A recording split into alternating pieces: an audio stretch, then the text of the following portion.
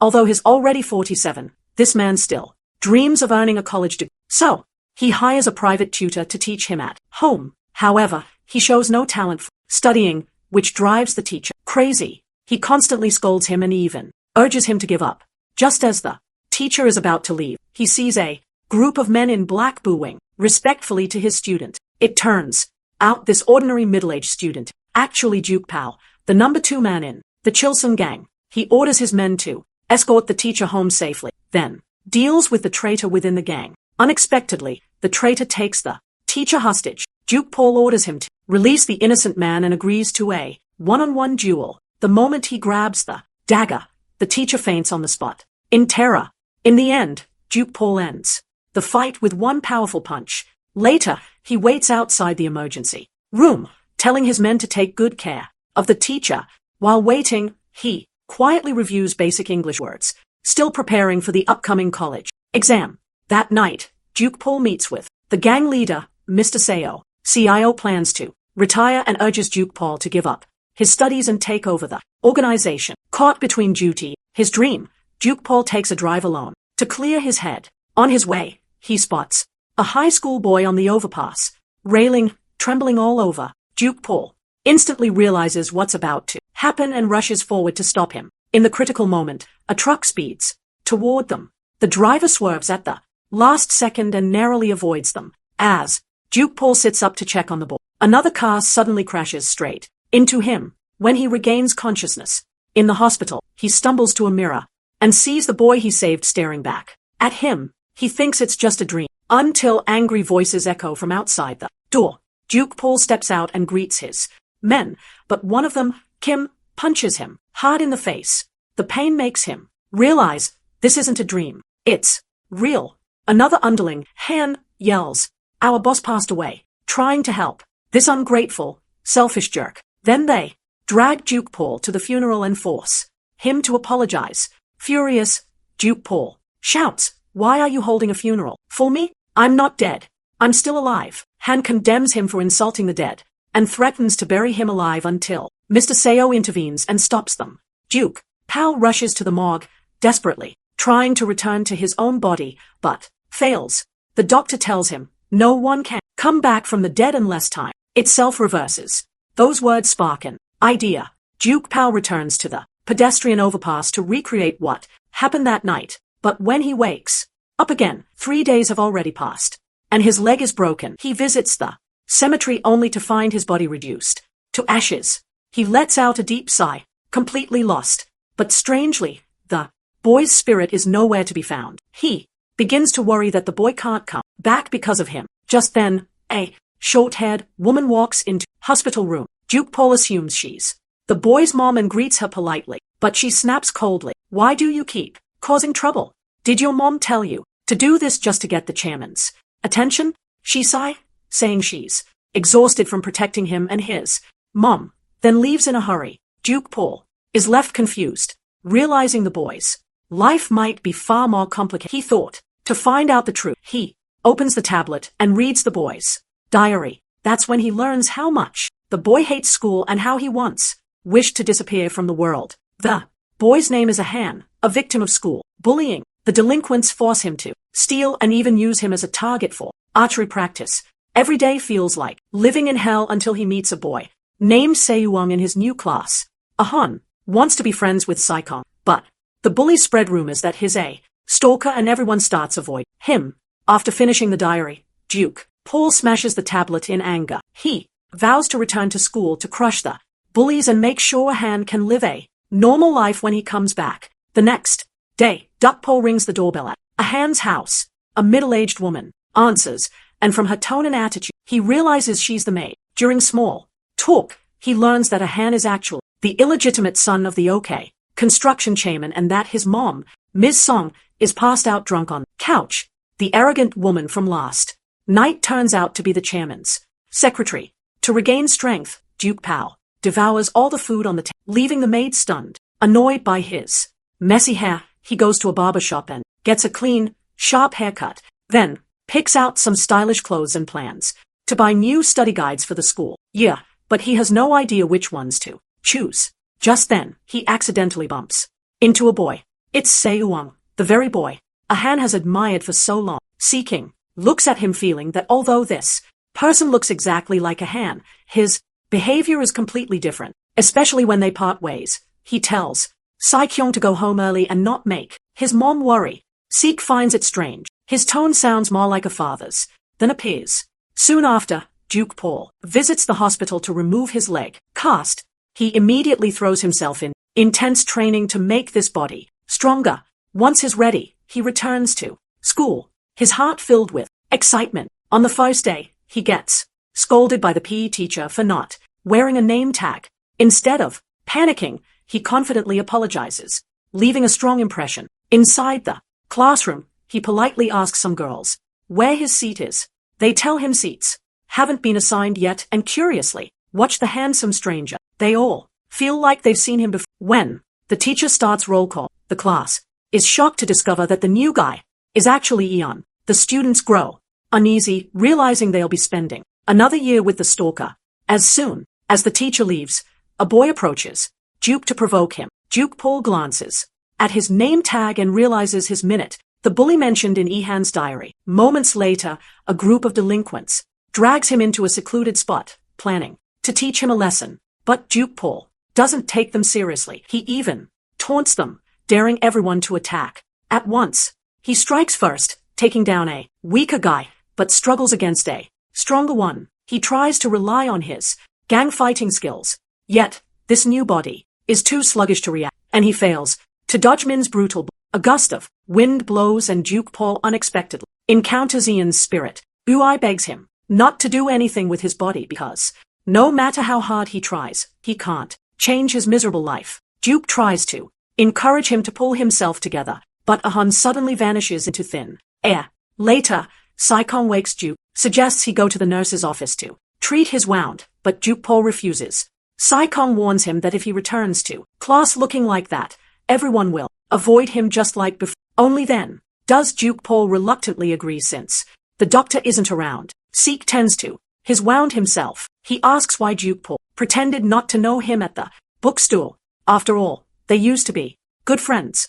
Duke Paul freezes because Ahan never mentioned that in his diary. In a panic, he lies that he lost his memory due to a head injury and hopes they can continue their friendship. Seeking sneeze and says, "We were never friends. You blackmailed me." Turns out, he already sensed that the person before him isn't the real Ian. His gaze, his tone, everything feels different. Duke Paul doesn't argue further. He just simply tells Seeky not to waste time on pointless things and to focus on studying. Back in class, he notices the girls' colorful and fancy stationery. Can't help but feel a little envious. So, he starts a conversation, hoping to make friends with them. After school, he warmly invites the girls to ride in his luxury car and treats them to a lavish dinner. The next day, he brings a variety of watercolor pens to class and shows them off on purpose, making the girls burst into laughter. Just then, Saicom approaches and overhears them, complimenting Duke Paul for being mature, considerate, and funny. It only deepens his suspicion about who Paul really is. During P, Duke Paul performs brilliantly and scores full marks. The teacher is astonished by his sudden progress. Duke Paul flatters him a bit and easily wins his favor, but Seyuong keeps watching him with doubt. After class, Duke Paul spots the secretary entering the school. Realizing something's wrong, he rushes over to block her way and demands to know why she's there. Without a word, she slaps him and scolds him for being rude. She explains that she's there to arrange documents to transfer him to a boarding school. Duke Paul steps closer and says firmly, "Where I go is up to me." Then, he grabs her shades, crushes them under his foot, and says, "Don't mess with me." Again, the secretary storms back to the car, filled with anger and humiliation. Unexpectedly, Kim is there, saying he'll handle it. That evening, Duke Paul returns to the study room and is surprised to find Sai Kyung sitting beside him, even offering to tutor him. Just as he starts feeling grateful, Sai Kyung leans in and quietly asks, "What's your real name?" Duke Paul begins to wonder what exactly happened between Sai Kyung and Ahon. They don't seem like enemies, but not quite like friends either. Every day, Duke Paul feels tormented by his terrible grades, and Sikyuong's endless pestering only makes him more irritated. To vent his frustration, he heads to the gym to practice box, trying to regain his former agility. Afterward, he relaxes at the bathhouse, where two thugs jump into the start causing trouble. Without hesitation, Duke Paul grabs one thug by his banana and introduces himself as the number 2 man in the Chilsung gang. He warns them that if they want to survive in this business, they'd better learn some public manners. Before leaving, he even gives them some cash. The two bow respectfully as he walks away. By coincidence, those same thugs belong Kim's newly formed gang. They report that a kid calling himself Duke was acting arrogant and cocky. However, Kim doesn't pursue the matter further, lets the kid go. Meanwhile, Duke Paul returns home and finds Saikong already waiting for him. Si-kyung says he's there to tutor Duke Paul for the upcoming mock exam. Duke Paul tells him to wait in the room while he helps the drunk Miss Song back to her bedroom. Si-kyung uses the chance to search the room trying to find the Ian who's been hidden. Suddenly, Duke Paul appears, demands to know why Si-kyung is so obsessed over the past him. Si-kyung replies that he has something to say to the real Ahon. Duke Paul notices his guilt and questions him, asking if he did something to Ahon. Seek doesn't answer. Instead, he accuses Duke Paul of stealing Ehan's life and lying to their classmates. Duke Paul snaps that he should have looked for Ahon earlier, before he jumped off the pedestrian overpass.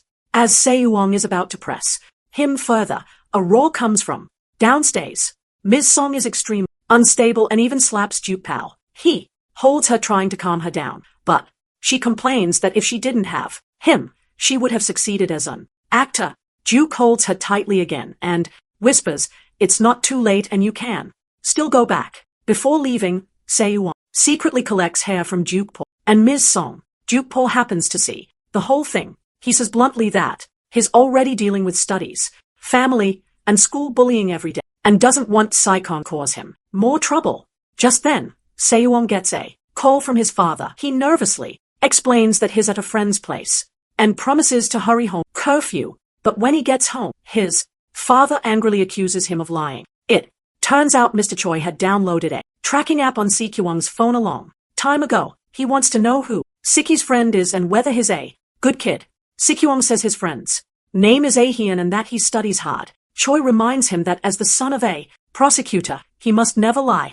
Back in his room, Saikong trembles, haunted by memories of his father scolding him as a child. The next day, Duke Paul walks into school and a group of delinquents surround him. They are unhappy that he's getting out of hand these days. So then, they show him a video.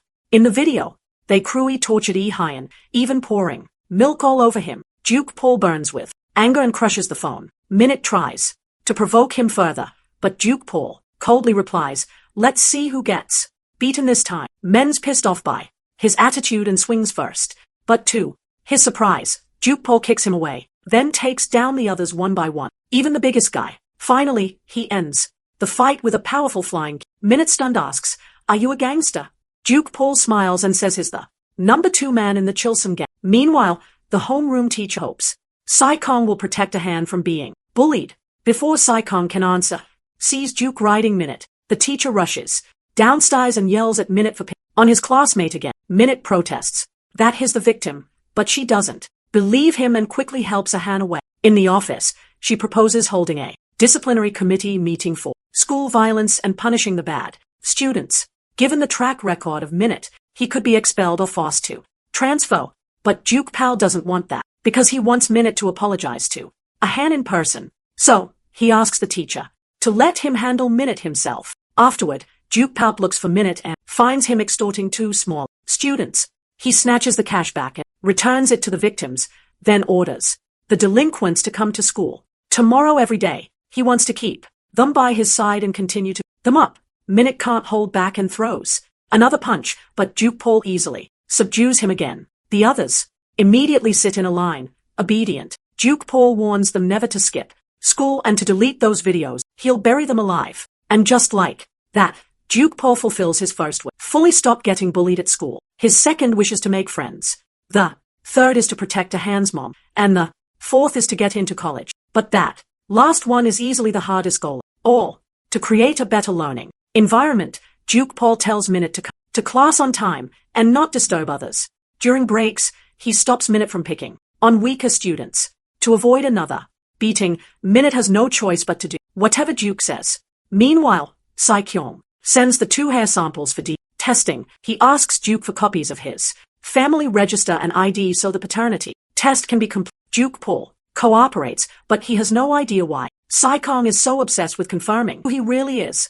Later, he calls Minute out for a private talk, wanting to know how Ahan and Sekyong got along in the past. Minute says that Ahan respects Saikyong deeply and even followed him secretly. He also mentions that Saikyong once reported the school bullying for Ahan. Maybe that is why Ian wanted to be friends with him. The strange part is that when Ian was falsely accused of being a stalker, Saikyong stayed silent. Duke Paul starts to wonder what Saikyong's hiding. Yet, he has a bigger problem right now. His grades are still a disaster. Aside from sleeping, exercising, he spends all his time studying. Yet, he still fails math. Even Sekyong is shocked by how bad he is. Clinging to his last hope, Duke Paul begs Sekyong to tutor him. Just then, 3 boys walk in and invite Sekyong join their study group. Duke Paul instantly sees their intention. They just want to study with the top student. So, he asks to join too and Eve declares himself the group leader. Kyung states that if Dukpal joins, he joins as well. The leader has no choice but to withdraw the invitation. After they leave, Duke Paul says he doesn't intend on freeloading like those guys. He promises that whatever Saikyong wants, he will grant him one request in return. Later, Duke Paul runs into those 3 boys in the restroom. Their leader mocks him to his face, calling him a stalker. Duke Paul grabs the basketball from his hands and challenges them. The rule is simple. First to 5 points wins. If Duke Paul loses, he will convince Sekyong to join their study group. Meanwhile, Sekyong notices students rushing toward the basketball court and follows them. Right then, he receives a call saying the DNA test shows the 2 samples are related. Even so, he still refuses to believe the boy in front of him is Aeon because no one can change that much no matter what. Back on the court, Duke Paul's outstanding skills amaze everyone and he wins the match. He publicly accuses the leader of smearing Ahan without knowing the truth and warns everyone to stop spreading rumors. Afterwards, Saikyong agrees to tutor Dukpal on the condition that Duke will do whatever he wants.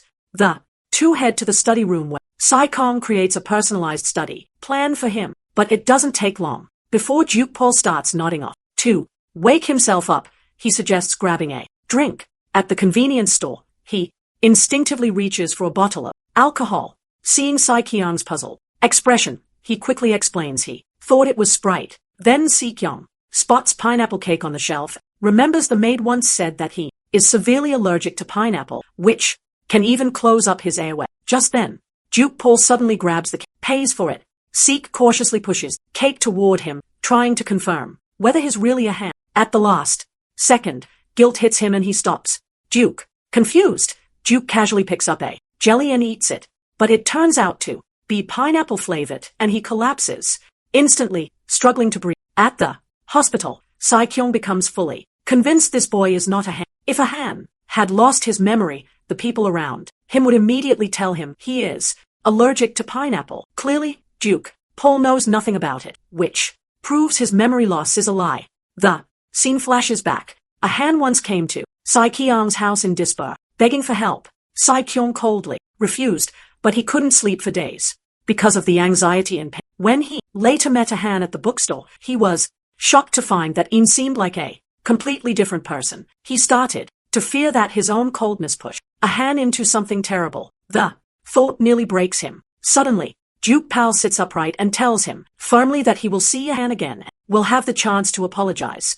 But he needs Saikyong to help him study so a Han can come back safely and live a proper life. Despite his doubts, Saikyong agrees. That night, he creates a detailed study plan for Duke Paul and tutors him patiently every day. Meanwhile, Minute wants to join Kim's gang to learn how to fight. On his very first day, they send him on an urgent job. Elsewhere, Duke Paul returns home, finds 2 men in black kidnapping Anne's mom. Unexpectedly, Minute is sitting in the getaway car as an accomplice. Duke Paul immediately rushes forward to fight one of the thugs while Saikyong stops the other from taking Ms. Song away. This is Min's first time seeing violence like this. Terrified, he jumps out of the car and runs. Because of this body's limitations, Duke Paul slowly starts to lose ground. Just as one of the thugs pulls out a knife, police sirens wail, no by, forcing them to flee. After taking Miss Song to the hospital, 2 cops show up and ask what happened. Duke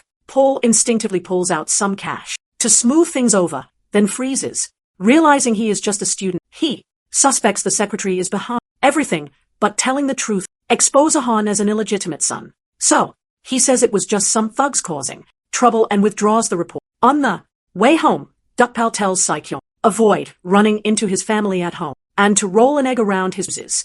Saikyong looks at his injured face, anxiety rising in his chest. Soon after, Mr. Choi hears that his son was attacked on the street and forces Saikyong take him to the scene. They arrive at a deserted spot, but Choi finds no footprints or signs of a fight. Overwhelmed by fear, Saikyong keeps biting his nails until he feels dizzy and collapses. At the hospital, he only opens his eyes after his father leaves. His mom calls and urges her husband not to pressure their son too much. He defends himself, saying he's doing this so that Saikyong won't go astray, become a good person. Elsewhere, Duke Paul goes to the police station, officially withdraw the report. The cop tells him the security cameras at his house were broken down, so they couldn't identify their faces. Duke Paul realizes the secretary has planned everything in advance and decides it is time to confront her head-on. He tries every possible way to find her, but fails each time. For safety, he hires a team of guards to patrol the villa. Meanwhile, the secretary yells at Kim for messing things up. Worried that the police might come after her, Kim tells her the report was already withdrawn and promises to take care of everything. He orders his men to capture Minute and show him what happens when someone betrays them. Knowing he is in deep trouble, Minute hides, and no one can contact him. Duke also notices that Saikyong does not show up at school, so he texts him to ask if he is feeling okay. Seek replies that he is much better and tells him not to worry. That night, Sikong arrives as usual to tutor Duke Paul. Duke Paul notices that he has bitten his finger until it's bleeding and worries something happened at his house. Soo-kyung quickly changes the subject and pushes him inside to start studying. A little later, Saikyong steps outside to clear his head. He knows his father must have called the police and they'll soon come to the school. Duke Paul feels guilty for dragging him into the fight, so he decides to teach him some self-defense. At the same time, Saikyong's father secretly investigates Han's background and learns he is an illegitimate child who has been bullied for years. He finds it strange that although the two boys have been classmates for 2 years, they suddenly become close only now.